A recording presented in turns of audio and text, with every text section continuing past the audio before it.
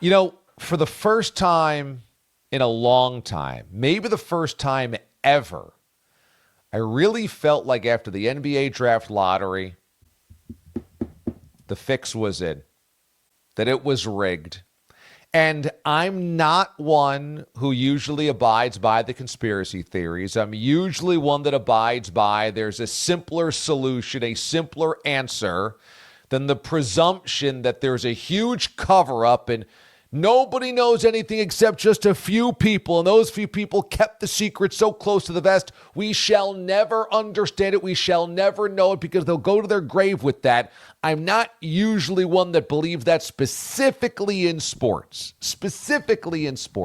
I'm not usually one that abides by the conspiracy theories that the fix is in, the rig is in. You can look at all my videos on this channel going back to officiating, the AFC Championship game, before that. I really hesitate to throw that stuff around because I know just how corrosive that type of thinking can be when it obviously is not true.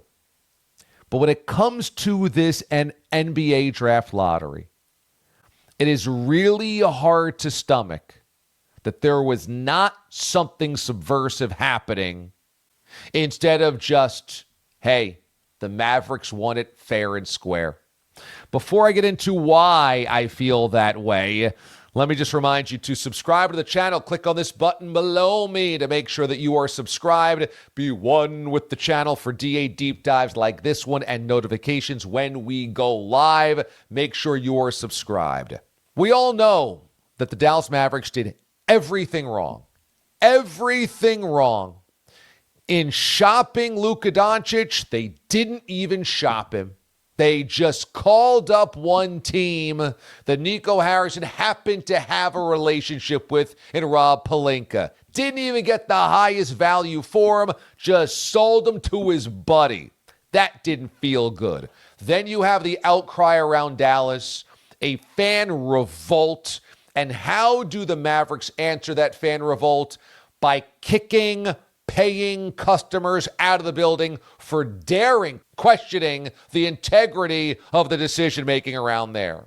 On top of it, you see an obviously frail plan disintegrate in front of our very eyes because, well, would you look at here, the always injury-prone Anthony Davis is injury-prone, and Kyrie goes down and the whole thing ends up imploding. And what are Mavericks fans left with except this promise that, hey, you know what? It's because we're better today. We're better suited to win a championship today. And after saying that for how long, the owner speaks to a business conference and admits that the trade was not for the present, but instead the long term. So which one is it? Then we spin it forward, going into the play-in games, and the Mavericks GM, Nico Harrison, decides to have a super secret double probation press conference or media availability where no recording devices are allowed to be on premises, and you only get an invitation personally to this thing. What is going on around here? And with all of these types of crazy bad decisions, you could look at the Mavericks and say they're doing everything in their power, everything, to ruin their own existence. And it's so bad, maybe they want to tank the interest in town to move the team to Las Vegas. That's how bad their decision-making has been. And lo and behold, we get to an NBA draft lottery where the Mavericks, having played in the play-in, which, kind of amounts to the playoffs anyway, somehow wins the NBA draft lottery, and not only comes out with the most crazy mathematical odds ever, less than 2% chance at landing the number one pick, but in that number one pick gets a generational talent in Cooper Flagg, which one fell swoop helps quiet the din of the crowd in Dallas, helps flip those who said, I'll never root for this team ever again, into, Cooper Flagg, and saves the GM's hide because now suddenly you add an incredible talent like Cooper Flagg to a team that, minus Kyrie Irving, who's likely out for the foreseeable future of next season, does have some pieces that you can put around Cooper Flagg so that he's not just a mitts in the middle of an island on a lottery team that's going to win 10 games a year? How does something like this happen? How does something like this happen where Nico Harrison, having done everything wrong, everything, an organization that has spit in the eye of its fans, just gets the ultimate bailout call? How does it happen? And then you add that extra layer of, well, why was the incredibly talented Luka Doncic not shopped around to the highest bidder? Why did Nico Harrison decide not to open this thing up to the rest of the league, but instead just do business with one guy, his buddy from Nike years, Rob Pelinka?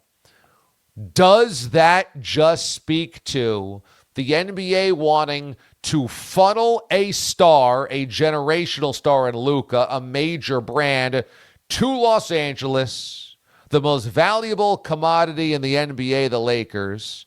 As LeBron is on his way out the door, now you supplement that roster with the next superstar to take the baton from LeBron. It feels almost too perfect. Is it possible that all this is that the NBA said, we got to do a solid, you got to do it for us, and then we'll return the favor with the draft lottery? Look, again, I'm not one to believe in all those types of crackpot, tinfoil hat conspiracy theories, because I think there's always a simpler way to explain it. But this one, boy, this one stinks. And maybe it just stinks because I didn't want to see Nico get the bailout. I didn't want to see the Mavericks do everything wrong and stick a middle finger in the face of their fans and get the Cooper Flagg bailout. And nor do I want to see a team that is on just the outside of the playoffs, basically in the playoffs with the play-in, rewarded with the number one pick. That's certainly not how you help bad teams become good. It's not how you save, the teams that are stuck at the bottom and fan bases that have been watching losing basketball for 3, 5, 10 years like in Washington. Instead, it's a franchise that has played nearly into the playoffs and suddenly wins Cooper freaking Flagg. It just doesn't sit right. It just does not sit right. It doesn't feel right. It doesn't look right. And sometimes, and it walks like a duck, and it talks like a duck, and it looks like a duck. It might just be a favor done by the NBA to the Dallas Mavericks for shuffling Luka Doncic to the Los Angeles Lakers. I'm not saying, but I am saying, boy, this one stinks. And let's just say, this isn't the first time something with the NBA lottery has stunk. If we go back to 1985, there was always the conspiracy theory that existed, still does, that Patrick Ewing's lottery card, the New York Knicks envelope, was frozen, put in a freezer before the hand of David Stern, the hand of the NBA, could go in there to choose it, ruffle around in there, rustle around, and feel the crisp frozen envelope of the Knicks. Oh, this would be the number one pick in the draft. And wouldn't you know it, it's the biggest media market in need of a savior. And much like Cooper Flagg, here's a generational talent shuffled your way. There have been multiple shady circumstances surrounding the NBA draft lottery. In 2016, Dikembe Mutombo, before the lottery, tweeted a congratulations to the Philadelphia 76ers for winning the lottery. Just so happened a couple of hours later, the Philadelphia 76ers won the NBA draft lottery. The next year, 2017, the Lakers head coaching job was open. Magic Johnson interviewed Luke Walton and assured Luke Walton that the Lakers would have a top 3 pick in the draft, sweetening the pot for him to take the job. Well, that ended up happening. The Lakers did indeed get a top 3 pick in the draft. This was 12 days before the draft lottery. When you consider just how crazy it is that with less than a 2% chance of winning the lottery, the Dallas Mavericks did it to land Cooper Flagg, I would just point out 2003. That was the year the Cleveland Cavaliers won the lottery and won the rights to LeBron James. And it seemed all too perfect, right? Oh, yeah, right. The Cleveland Cavaliers just happened to win the lottery the year that LeBron, a Northeast Ohio kid, a generational, all-time high school prodigy, is coming out to save the day. He's from Northeast Ohio. The Cavs win the lottery. The NBA did it again. But note that year, the Cavaliers had a 22% chance of winning the lottery. 22%. They had the worst record of the NBA. Compare that to this year when the Mavericks won it with 1.8%.